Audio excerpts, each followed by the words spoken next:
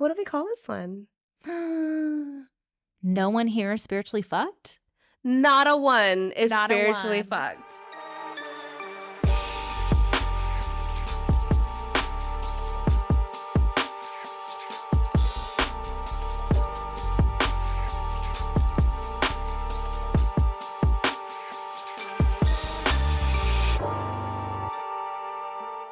Have you watched? Oh my God. There's like so much good like true crime right now on TV. No, I've been drowning in Selena and Chef. Okay. Not really.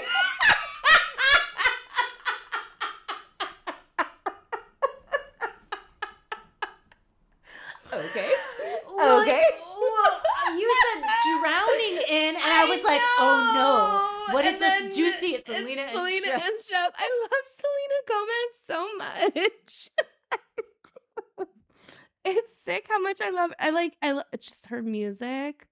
I'm not like one of those like people who like keyboard warriors. Uh-huh. No, but I just think she's like so cool and chill and love her music and then Aaron told me about this thing on, I think it's like on Max or whatever it's called anymore. Selena and Chef. Yeah, and I love watching it. Okay, not okay, but true crime, go on. Oh, no, I wasn't trying. I was just burping. Oh, sorry. We're just mad. No, there's just like a lot of really good like cult documentaries out right now that like we should cover, but it's too soon. Because it's, yeah. Okay, fair. I told you about the one, right? The Love Has Won with Mother God, the cult of Mother God. No. This woman who like claims to be Mother God, and that Robin Williams is an angel, one of her like main angels who like communicates. Our Robin Williams? Robin Williams speaks to her and gives her missions from the galactics. Which how dare she say that? Because he's not even here to defend himself or call her out for being dead wrong. Yeah, no, it's unhinged, and I had to pause multiple times and have it was too much moment. For me. It was too much for me. It took me longer to get through it than I thought, because you know my threshold for weird and creepy and deranged is really high. But I had to pause. And you had to pause. Yeah. Maybe I download so I can watch on the plane tomorrow. Oh. Yeah. Yeah. It's only like a 50-minute flight. Oh, you wouldn't get through it. Oh, sugar. Okay. Yeah. Mother God. That even sounds silly. I know. Didn't you send me something from Sounds Like a Cult? Or was it my sister?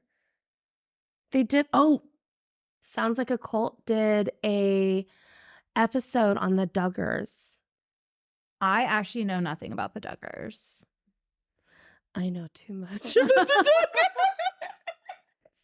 It's embarrassing. I have no doubt that there is some weird, creepy bullshit. It's weird. It 100% is a get the fuck out. It is 100% a get the fuck out. And these kids were born into it. So they have no choice. Those are like the 1925 kids and counting, right? 49,000 kids and counting. It's really dark though. And like listen to it? Well, no, just I know like you know of it. Yeah. I saw there was like but I haven't gotten there. Yeah. It's really crazy. And it just like points out how the parents were like teaching kids how to stay in line, like by like when they're babies, they would put them on a blanket, like a square blanket. And then they call it, I think it was like blanket training them or whatever. When they would go outside the blanket, smack them. So they would just stay in their little square of a blanket. Like, I know. It's wild. There's so much darkness. What? I know. A baby. I know. Are they Mormon? No, they're super Christian. Super like Christian. The Christians who wear like don't believe in they can't dance. They're not allowed to dance. What? They're not allowed to dance. Yeah. Is this the town from the 80s classic Footloose? Their whole family is the town from Footloose? Yeah. Yes. What? Yes. They're from Arkansas, and I think like maybe I think it's like a suburb outside of Little Rock. And there's no dancing in the whole town? No. Well, no, there's no dancing in their families and in their like family, like in that whatever pocket of Christianity that they, I think it's a Christian, like some sort of Christianity. It's like a sect. Uh-huh. That's insane. I know. That's so Aaron, Sister? there's this book. Yeah, your sister. Uh-huh. There's this book like a long ass time ago that we had read, and it was talking about like different ages and how kids like communicate, and movement and like dance is like part of that like preschool stage. Like that is like part of like healthy development. It's 1000%. Moving and dancing and like rolling. And Yeah. And just going with the body and doing, just. No, they're not allowed to dance. They're not allowed to listen to any music other than gospel. I mean, though, like some gospel music can get like Nickelback, Nickelback, or like where do we go from here? So they can like sway and slow mosh to Nickelback, perhaps they can't. But just like really like slide so that but, nobody like, catches them. No JB. Yeah, they can't like. I know, right? The holy. Yeah, no. So it's a thing. But no, I haven't been watching any true crime anything. I've just been getting down in Selena Town for the last few nights. And I think it's good. Yeah. Like it turns my brain off, and then I find I'm sleeping all of a sudden. Ooh, that's nice. Yeah. That's that's X-Files for me. Oh, Tracks. Actually, this is a great segue. Tracks. So you how am I going to segue this? Uh-oh. Apparently it wasn't a good Did she glitch again? She's a glitchy McGlitcherson today. My fall asleep movie. Go on. So in summer to fall, before Halloween, before it's like Halloween season, I have a fall asleep movie, which is Pride and Prejudice, the Matthew McFadden version, not the Colin Firth version. And for fall going into winter, when it's like not quite Christmas season yet, it's Little Women. And it used to actually just be the Winona Ryder version, but now I've actually started alternating between Winona Ryder and the Greta Gerwig version. So I cannot get over it. It was so good. And it was like, I remember when I was done watching it, I was like, that's it. I've literally, like, because it hit every single emotion possible. Yeah. Am I thinking the right one? Am I thinking the right one with Timothée Chalamet? Yeah. Okay. Oh, that was so good. So remember, every single feel you could possibly feel was in that movie. Oh, I know. I do love it so much. I love it. I've grown to love it more than the old one, which at first I've never seen the old one. Also, you're going to want to throw me straight out of this office when I tell you the next thing I'm about to say. I've never seen Pride and Prejudice. I know. I'm so sorry. I apologize 1,000 times. I'll watch it on the plane tomorrow. All things I'm watching on the plane tomorrow. It's not summer going into fall. There's no point. Okay. I'll mark my calendar.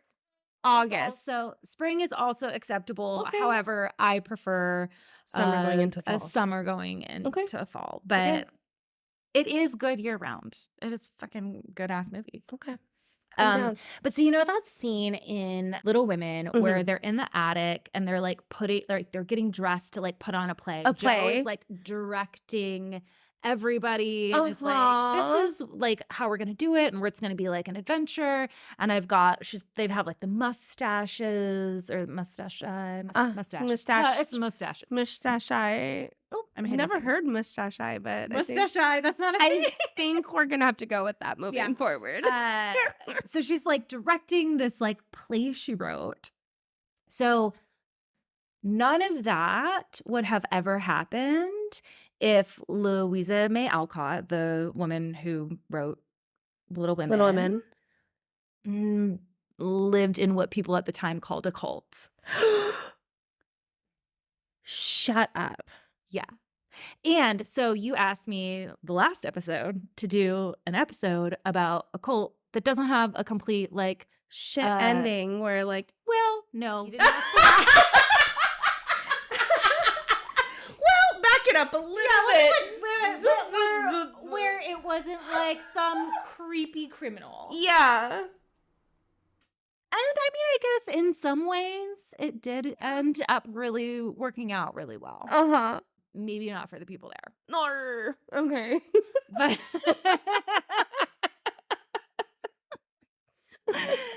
okay. and this takes place in wait. Hold on. 1840 something. So if they were in London, it would be called possibly Dickensian. Oh, here we go with the Dickensian. I did find an article where they referred to it as very Dickensian conditions. And I was like, oh my God, that's what I was trying to find. I'm going to start inserting Dickensian for no reason. We're going to change the name of the podcast to Dickensian. Jess understands Dickensian. I'm going to do a side podcast called Dickensian where I just explain old weird words to you. Yeah. I'm going to be like my brain explosion every 5 minutes. Like, what? Oh my God. I feel like there's many a people who didn't know what Dickensian is. Kendra said she was listening at the time, and then she said she doesn't know what Dickensian means. I know. It was embarrassing. But guess what? We later asked Jade, and she also didn't know what Dickensian meant. Jade also hasn't watched Pride and Prejudice. Oh my God. So maybe that's what it is. Maybe that's what it is. But you and Kendra maybe you need to have like a love for 19th century literature. I do love a period piece, but what was that? I do love it because I was like, a period is kind of like not too long, but it's a period piece. But you and Kendra are so like alike, you know? Yeah. You guys are both very well read. You're both very like into the same things. And so of course you guys would come across the word Dickensian. We were just talking about, we did in 8th grade, I think we all had to dress up like characters from history. And she was Louisa May Alcott. And I went as Emily Dickinson. See? The brownest Emily Dickinson you would ever see. Yeah. They're like, ma'am. Sure. Ma'am. That's not working. Sure you did. But we'll go with it. Okay. Just so, okay. I'll get myself back on track. Okay. Sorry. So, Louisa May Alcott, super famous, author of Little Women. She was known as Lou at the time. So, Lou. And at the age of 11, did in fact sneak away to it's a very short attic. I saw pictures and it's only like a 4-foot high ceiling. Oh my God. There's multiple houses in which they did this. Mm-hmm. Wait, what? No. I didn't want to derail us. I'm all, Anne Frank. Oh! See the derail? Immediately though, I had to tell you. Why did you have to whisper Anne Frank? You could have just said. I didn't want to derail us, and then here I go. We did. We are derailed. So she was up in her small Anne Frank. I'm like, you know how hard we tried to get back on track. And then I'm like, hard left. Anne Frank, you want to talk about some history? You know how to get me.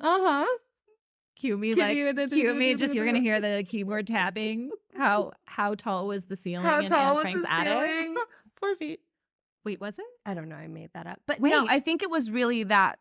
It was very, very. Yep. Just do it. Just go for it. Because I want to say 4 feet. It doesn't really. I feel like I read a book in 8th grade. I think it was her diary. I think everybody read her diary. Everyone reads her diary. I know. But do I remember it? No, I don't. Do you think I could handle reading her diary today? The answer is no. It would eat me alive. Like, it's good that I read it when I was young and dumb. It gives I'm sure it's somewhere. Is there a picture of her attic? I mean, yeah, it's very small. Is it? But it looks like a Dickensian, the way that... It looks like it looks like a regular ceiling. Oh, shit. Maybe it's a little bit shorter. Like maybe it's like 5.5 feet, not like the standard, 6 or 7 or 8 or whatever nowadays. You know what? I don't even know. The secret annex. Yeah.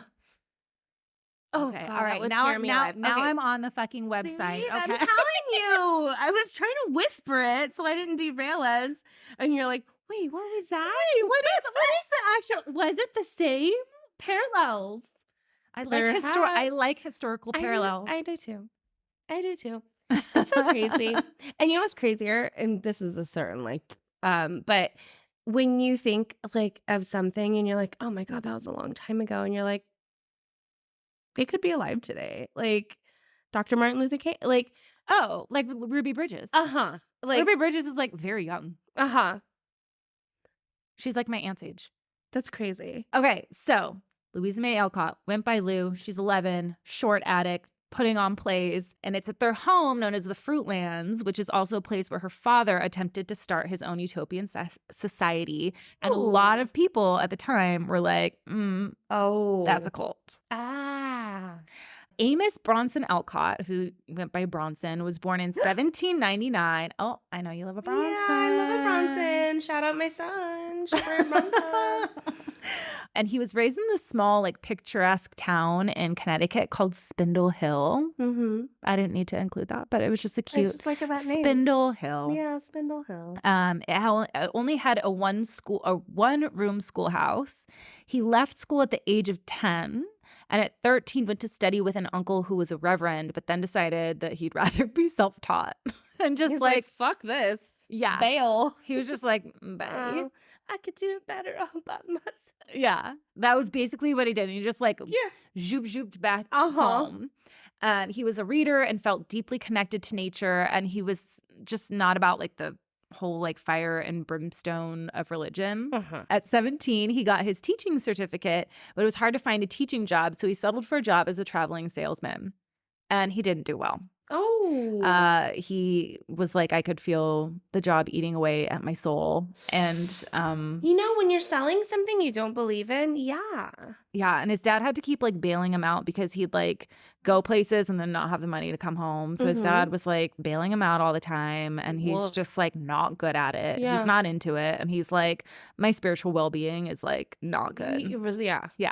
So he returned home penniless and managed to get a job as a teacher with the help of his uncle, and there he thrived for the 1800s. His uncle that he bailed on? Yeah, that he bailed on. I'm gonna He's like, from you. Never mind. No, I'm not. Never mind, but I need a job. But need you. So here I am coming back. Little crow's pie. Yeah. What? Crow's pie? Crow's. Is this a term I don't know? Crow's pie. I don't know what that means. You're saying it. Oh, it's feeling a little wrong because you're surprised and you know most things. Crows eating crows. Eating crow? Oh, did I just throw pie on the end of it? Oh no, eating crow pie meaning be humiliated by having to admit one's defeats or mistakes. No, just eat crow. I did throw pie on it. Okay. Are you thinking of like Henry Tudor eating like a pie? Oh, wait. No. That's not a pie of crows. I literally thought it was like eating crow's pie.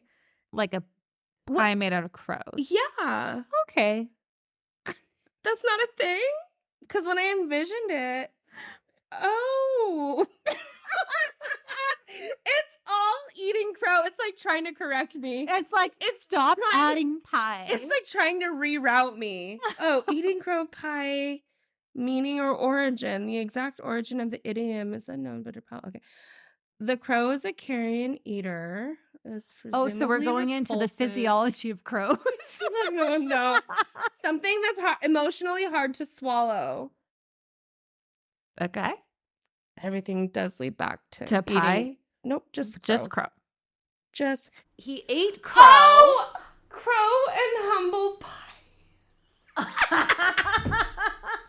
I mean, at least you put that connection together because that was going to drive you crazy. It was. Thank you. Yeah. Thank you for this moment. So he ate some humble pie and ate some crow. And perhaps some crow on the side.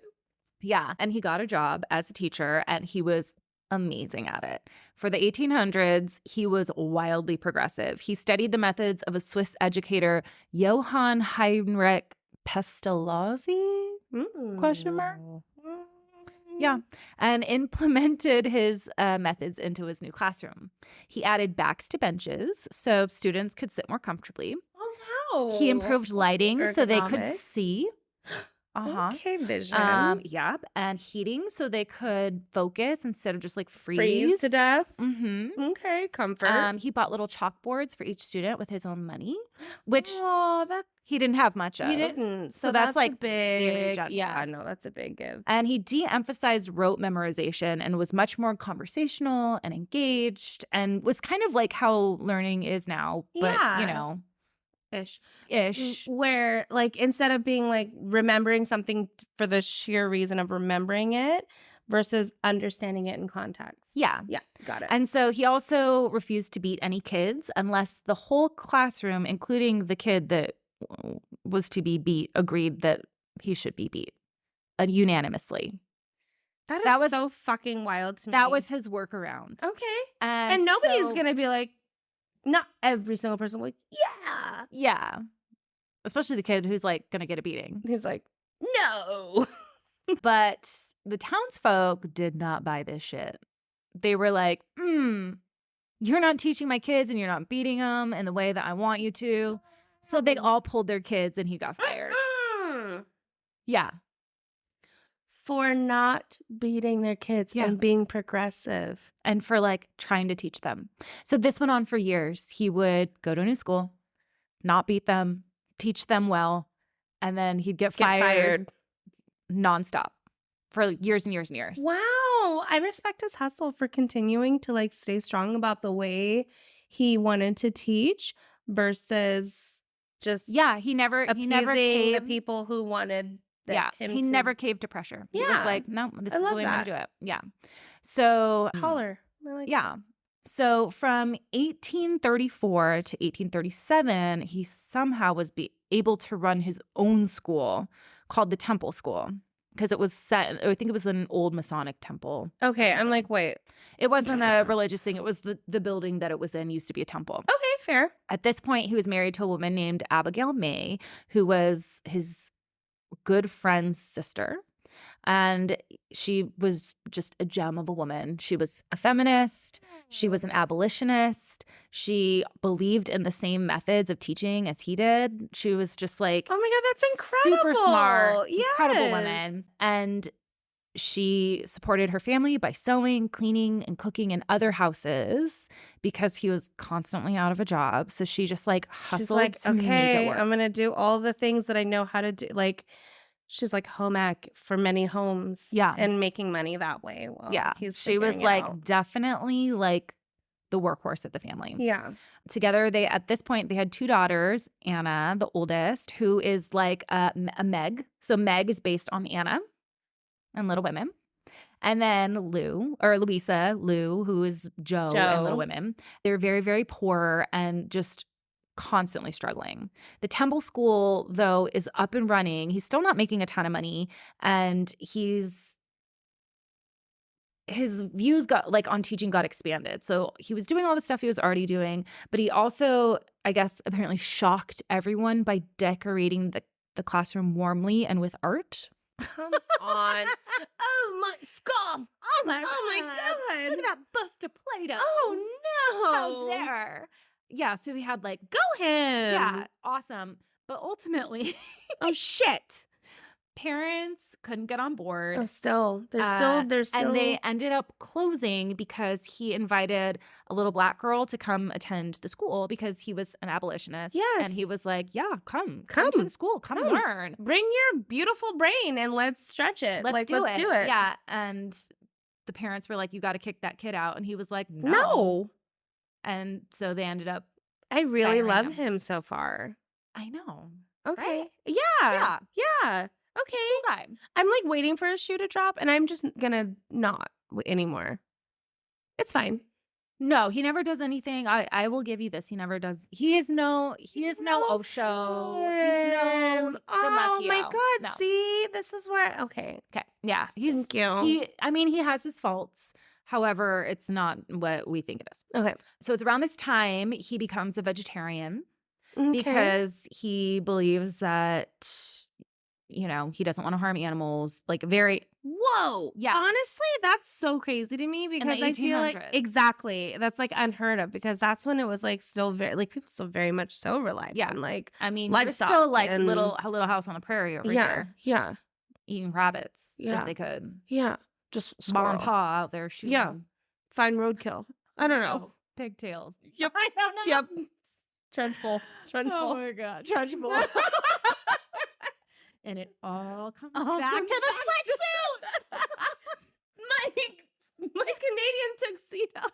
Oh my God, we weren't recording when we were mentioning that. No! Okay. No one has any idea. Jess is dressed like Miss Trunchbull. 1000%. Yeah. And Instead loving of it. maximum comfort. Yeah. So around this time, he also becomes involved in the Transcendental Club. Transcendentalism, I'm going to explain it because I see your head. My head. I was like smoke coming out of my ears. So transcendentalism is the belief that people are inherently good and that society and institutions are the source of most corruption. It reveres nature and emphasizes conservation and finding the divine in everyday life. Super relatable. It has its roots in Vedic texts like the Upanishads and the Bhagavad Gita, but it's mostly Western origins. Those are like the yogic texts. Okay. So the Transcendental Club also included writers and philosophers Ralph Waldo Emerson and Henry David Thoreau. Shout out Ralph. Shout out Ralph. It's my dad. Sorry. Bronson and Ralph. These are like this is weird. This is really up your alley. Yeah, it is. Yeah. But they'd often get together with a handful of other men and women. They allowed women, and they would have like-minded discussions. That's incredible. Yeah. It sounded very cool. Yeah. It kind of sounds like they were like kind of like cool, like Dickensian hipsters. Yeah. I was thinking the same. Like they were very like, yeah, we're cool. Yeah. Just, like, talking about like changing the world. Forward thinkers. Yeah, and forward thinking. Gonna be like being kind. Yeah. What? Yeah. But everyone else thought they were ridiculous and that they were devil worshippers. Which is really sad and really stoops. Yeah. There's no better word for it. Someone read Ralph Waldo Emerson's poetry and said, quote, "That's a devil's hymn." What? And they didn't just like say it to a neighbor. That was like something that was written in a paper. In a paper and like that's a devil's hymn. Many a copy. Yeah. Okay. Fuck. Yeah. Sure. Good shit came out of these meetings. Alcott I was going to say, I feel like only good shit can come out of these meetings. Yeah. I'm really into them. Yeah. And I'm honestly so impressed by them. Yeah. Most of them were also abolitionists. So this is like pre-Civil War. Mm-hmm. So this is a time where like people being like, I mean, they are in the North, but it's a time when slavery was like still pretty commonplace. Yeah. And they were like, no, that's not right. And when President Tyler... You're not even going to look at that. You know there was a President Tyler? No. Oh. I was waiting for you to go, what? President Tyler? Who's President Tyler? Yeah, I know. I didn't know there was one either. Like of the United States? Yeah, apparently. Yeah. Yeah, this is a President Tyler of the United States. I think that like William Henry Harrison or something like died and then he was his vice. And so then he was president for a little bit. No. Don't quote me on that. But anyways, he sought to annex Texas as a slave territory. Then Alcott refused to pay his taxes in protest, which I think was like something really low. I think it was like $3. Oh my God, that's so crazy. But so he refused to pay his taxes in protest. He thought he'd end up in jail, but somebody ended up paying like his taxes for him. He was like, don't do it. Don't do it. And they were like, I can't leave you in jail. And he was like, no, let me stay here. It's for principle. Someone ended up paying for him. However, Henry David Thoreau was like, oh yeah, no, I'm going to do that too. And so he did that, didn't have like as good of a friend. Thoreau, by the way. Yeah, so he didn't have as good of a friend, ends up going to jail because like no one was kind enough. Who dat? John Tyler. The 10th president. What the fuck? I don't know. Wait, who was it? William Henry Harrison was who was before him? Tyler was the 10th president of the United States, serving from 1841 to 45 after briefly holding office as the 10th vice president in 1841. It doesn't say here. Hold on. Okay. I need to get out. Took me straight. I actually don't know if the name I'm saying is even a real president. I think that was just a president they said on Gravity Falls, and I'm taking it as like a It fact. must be true. If it was on Gravity Falls, obvious. the hit Disney, no, not even a hit, then very niche Disney cartoon, Gravity Falls. So good. Hold on. No, I got nothing else. Okay. Go on. Okay. So when Henry David Thoreau was in prison, incarcerated, I don't know if it was like a real industrial like prison system. Like bars. Yeah, he was behind bars. He wrote the essay Civil Disobedience. Civil disobedience was the key influence for both Mahatma Gandhi and Martin Luther King Jr. That is incredible. Yes. That is incredible. Yeah. That's okay. So they were like a really cool bunch of stop. cats. Yeah. So in 1842, Alcott is in a super deep depression, and Ralph Waldo Emerson, who is like possibly the best friend that ever existed, sent him to England. He was like, "You have some followers here. You should go to England This because is where you'll thrive." There was a bunch of people who had created a school in his honor and called it the Alcott House. Oh my gosh. Yeah. So I'm gonna hold on. All right. There we go. Alcott House. I I was like shifted, so I was like, I feel like I should shift my microphone. Fair. But so Alcott House was everything Temple School strived to be. Mm-hmm. It was a co-op school for children and like kind of a commune for everyone to live. They rose early. They kept a strict diet of raw vegan food. They didn't even cook their food. Oh shit! I know. Like just salad on salad on salad. Yeah, they were allowed hot potatoes every once in a while. Wow. They practiced celibacy. I don't know why celibacy is so important in this community, but they referred to it a lot. Aren't they children? And no, there's adults over there. And they were allowed to dress comfortably. Like women could wear whatever the fuck they want. They didn't have to wear it. Yeah. They were all, if they could, they'd be wearing sweatsuits so hard. Minus the weightlifting belt. Yeah, because they wouldn't do the leather. No. Not vegan. Yeah. They fucked around with astrology, phrenology, hydrotherapy, and mesmerism. So they just were like dabbling with a bunch of stuff and seeing like how it goes. Yeah. They accepted all who wanted to come and promoted each person's spiritual development and rebuked violence. It sounds like a very cool little place. Yeah, as long as nothing weird came along with it. Absolutely. Nothing, I think, weird came. Yeah. So then, shit, live your life. Yeah. That's so cool. Alcott brings one of the school's backers, Charles Lane, back from England with him. So he brings Charles Lane and his son, and they're like, we're going to start our own community based on the Garden of Eden. The idea is to get back to kind of this place before, like as nature is as natural as we could be. Like, yeah. So based on Alcott's philosophy and the success of Alcott House, they're like, we could do this. So Alcott has no money, so Lane buys a 90-acre farm for about $1,800. You just made me touch my third eye, and I remember I just got Botox in it, so fuck, that hurt. Oh my god, that hurt so bad. You injured yourself. I think so. I wasn't supposed to do that. Oh, okay. Okay, sorry. So that's about $67,000 today, which is still a deal. That's crazy. Yeah.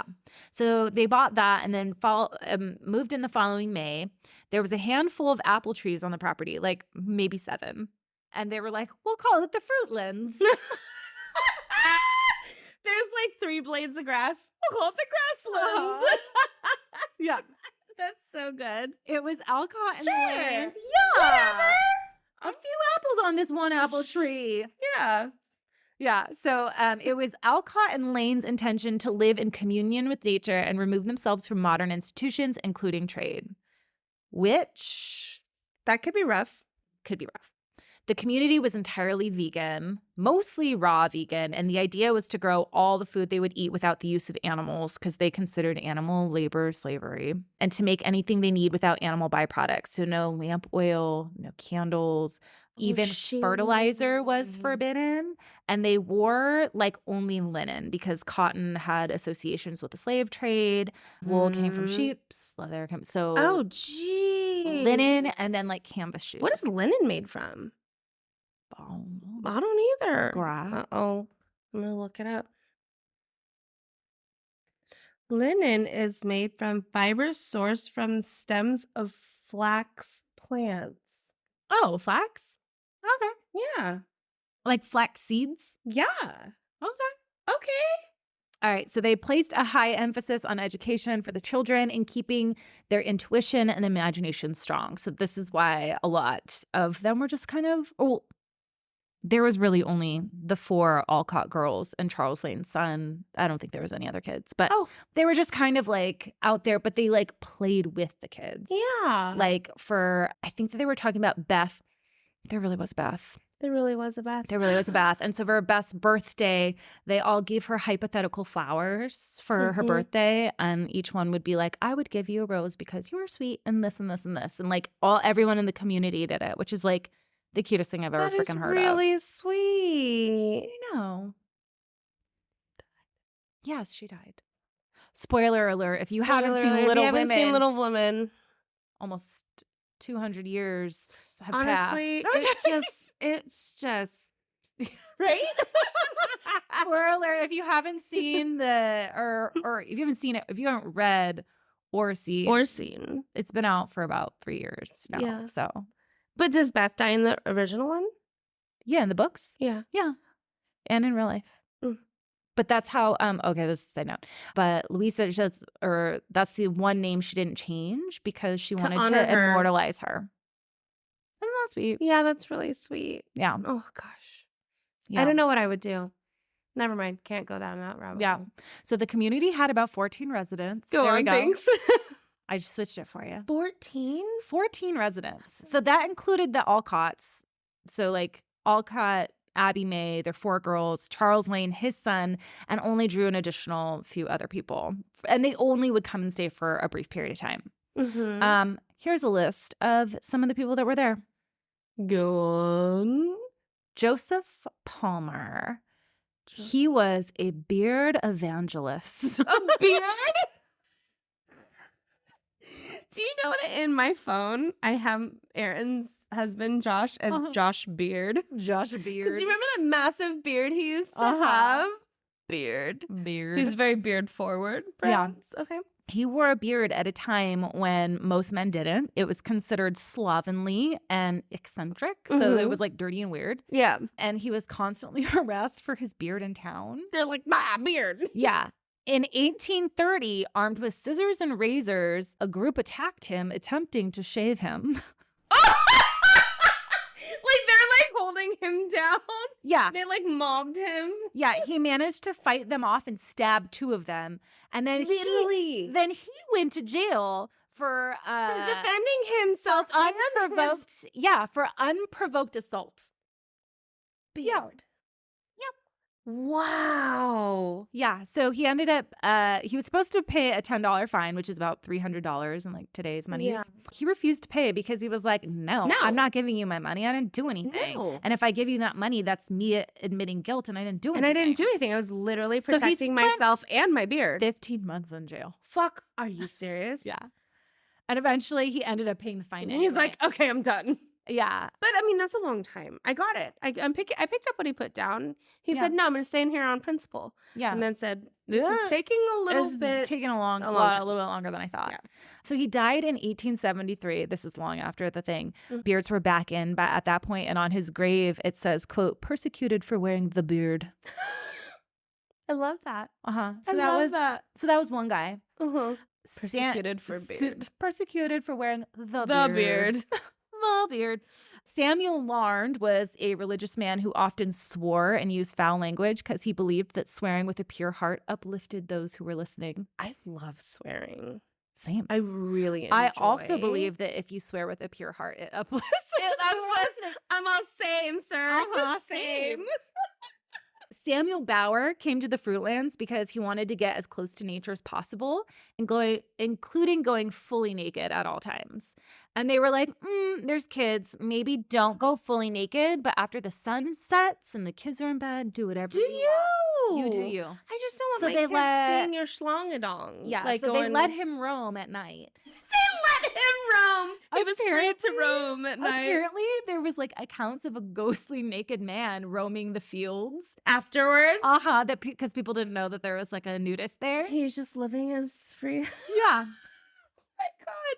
So wait, was it after his actual passing, or was it actually him? No, it was him. But people didn't know. They thought it was like a ghost or something, a naked ghost. Surely there's no like real life he must naked have been man. Real pasty, but I don't know. Connecticut. Only in this.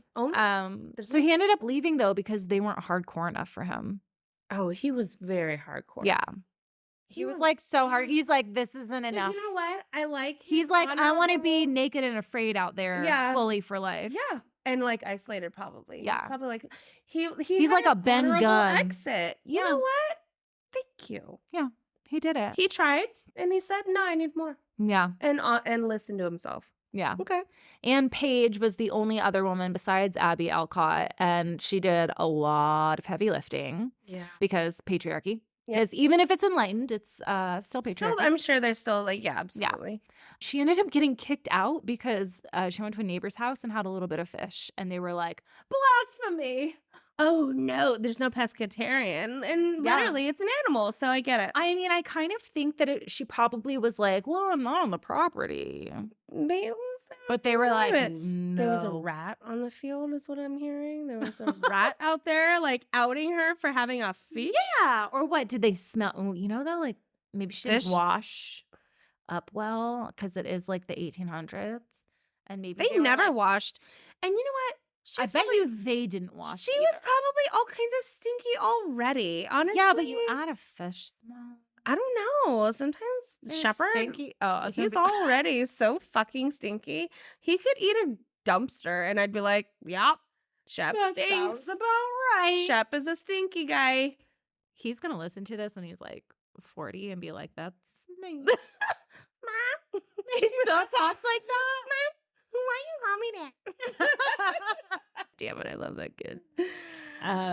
So by July, they had planted a ton of crops. Things were looking really, really good. Ooh, in July. Oh, so they've only been there a couple months. It's in Connecticut, though. Connecticut. Yeah. So things are looking good. Ralph Waldo Emerson visited in July and was very diplomatic. He said he was so sad to not be part of the experiment, but then was like, it's July. We'll see how things go in December. Soon, Alcott and Lane were off, always off trying to recruit more people into the community because they only had 14. If that. And then one left, and then so they were going ins and outs. Leave behind Abby May, the 4 Alcott girls, Lane's son, to do all the work. And since they had no animals to help them, they had to do everything by hand. That's rough. Yeah, that's really hard. It's really taxing. I can only imagine. Like when I think about like the old days, I think like horses pulling shit across the land so they could till it and whatever. Yeah, they had to do that by hand. They had to do that by hand. Yeah, that's cuckoo. And these are hard. These are like philosophers. They're not like they're not farmers. Educators. No, they're definitely none of them. No, are farmers. You know who's a farmer? It's a fucking Abby May Alcott. Yeah. Yep. She's the one that's she's like, I'll fucking figure this out. So eventually, they did allow an ox because it was getting too cold and the ground was like starting to freeze. Yeah. So eventually they did allow one, but the experiment was starting to fall apart though. And I think the ox was like a last-ditch effort to try to get it on track because the commune wasn't growing enough food for them or to store for winter. Mm-hmm. They were only wearing linen shit. That's not going to keep them warm. No. In Connecticut. Yeah, and they aren't trading. So they don't have... That's suicide almost. Yeah, they have like nothing. And in her satire, Transcendental Wild Oats, Louisa May Alcott writes about the storm that comes. And it's like pretty much, she's changed the names, but it's pretty much taken almost like as fact, is that this storm comes and like her dad and Charles Lane are out. And there's like this huge storm coming and they have to like somehow bring in all of, wait, what is it? It's oats. Wild oats. So it's like them and the little boy, and they're all just like scrambling, and they manage to get it all together before the crop is ruined. That is like crazy impressive. What? Yeah. That so is they were insane. Able to save it. Yeah. And like Alcott and Lane are off conveniently when all the hard work has to be done. Yeah. And so Abby Alcott was like, fuck no. Yeah. And so this is her fucking brother, stupid. Yeah. So it's getting cold. They're only wearing linen. There isn't enough food. Bronson is like kind of being a dick because he's spending all of his time with Charles Lane. And Charles Lane is like, I give you all this money. You owe me your attention. And then she's like, no. No. You don't. And so things were super tense. There was this like crazy like struggle for power because Charles Lane is like, I bankrolled this. This is like my community. And he's like, yeah, but I mean, also this is like my family. Yeah. You can't like, just be like, come in just for money and be like, oh, yeah. And so Abby, her brother, who was like a really good friend of Bronson, he kind of was the guarantor for the property. And so she tells him, we're going to default. Do not pay this. Like you need, like this needs to end. We need to get out of this. We're not doing this. We're not going to last through the winter. And so she takes her 4 girls and leaves in December. He ends up like just being super depressed and mopes around for like days not eating and eventually joins them wherever they go. And so Isn't that weird? I know. So he said, quote, none of us were prepared to actualize practically the ideal life of which we dreamed. So we fell apart. Emerson, again, the best friend that might have ever existed. Yeah. Helps them buy a house. Shut up. Yes. Wait, why does Emerson have so much money? We don't know. He just does. I think he is smart, and I think he also came from money. Yeah, a little bit of money. He might have a little bit of cushion there. Yeah, and sees the good in his friend, so he's like, I'm gonna do you solid. Yeah, but he also knows, like Emerson also is kind of like, he's kind of always asking for money, but it's like his like that guy that everyone loves, but is always like on someone's couch. Yeah. And you're like, I just want to help you, buddy. You're like, I just want to get him on his feet again. Yeah. Okay. That's the vibe I get. Okay. So he buys them this house that they all Hillcrest. So they move there. He ends up selling it to Nathaniel Hawthorne. So it's like a super famous house now. And then they end up buying the Orchard House, which is this old dilapidated farmhouse that he ends up surprising everyone by having like expanded and built out. And that is where Little Women was written and where it's set. Whoa. Yeah. That is so cool. Yeah. And if you watch the Greta Gerwig movie, the Orchard House is the house they filmed at the actual Orchard House. And Meg's house, this like little yellow house, you don't think is the Fruitlands. There's like a wide shot. Yellow house. There's this like wide shot where she's like in this little yellow house, and you can see this red barn in the back. And the red barn is the Fruitlands where all of this went down. Oh my God, I must watch it. I mean, I will watch again. I know. But like, it is winter. It is. Oh my God, that is so cool. Yeah. So that was a non kind of creepy commune cult thing. I'm into it. See? I think by today's standards, it's definitely not a cult. I think that they had a lot of really progressive ideas, but back then, it was treated as everyone like, was like, oh my God. The devil. Like, yeah, they thought that they were like insane. Yeah. Some neighbors, like at the very least, were like, well, they're kind of kooky, but they don't harm anybody. Yeah. But a lot of people were like, devil. God. And other people were like, cult, you're so weird. Like, it was very weird to be vegan. It was very weird to think of like animal rights. It was very weird to think of like slavery as like not good. Not good. It was very not weird acceptable. to like want to not beat your children. Yeah. So, and educate them. Yeah. Properly. Or like without like, educating them with like reason versus like just for the sheer like memorization of it Yeah. all. That is so good. Okay. See, look at us go. Look at that. Ended on such like a nice like note. And I'm not depressed now. And I'm not. And I'm not like mad. Yeah. Okay. What do we call this one? No one here is spiritually fucked? Not a one is Not a spiritually one. fucked. Not a single one. Not a one. Okay. I'm right. into it. Okay. Yeah. That actually did make me really happy. So follow us on Instagram at Spiritually F Podcasts. And then rate and review us because we're cool. And we dress like Miss Trunchbull. That is what we should be striving for. I know. I'm channeling my inner Trunchbull. Oh my God, that should be a thing. I know. I'm telling you.